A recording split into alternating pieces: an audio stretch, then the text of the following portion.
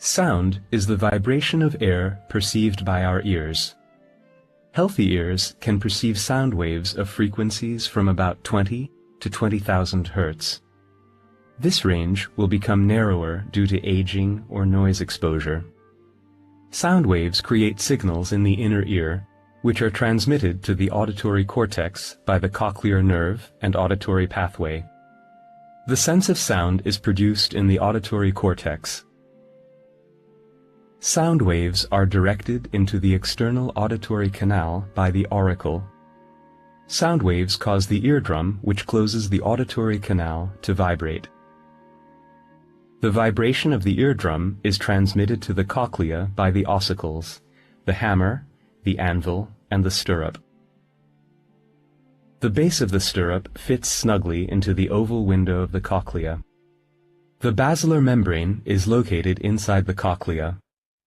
It runs along the tip of the cochlea, where it turns back and continues in Reissner's membrane. The membranes divide the cochlea longitudinally into three cavities: the scala tympani, the scala media, and the scala vestibuli. The cochlea is filled with a fluid, which is vibrated by the stirrup.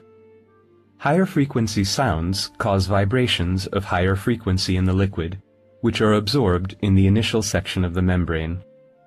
Lower frequency vibrations generated by deep sounds enter the cochlea and become absorbed closer to the tip.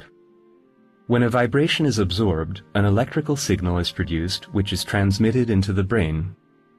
The pitch of the sound is encoded by the site of absorption. This is called tonotopy. Electrical signals are generated in the organ of Corti.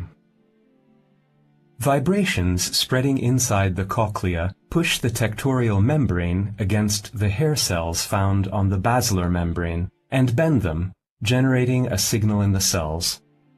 Thus, the organ of Corti transforms vibrations into electrical signals, which are transmitted into the brain by the cochlear nerve, and then into the auditory cortex by the auditory pathway.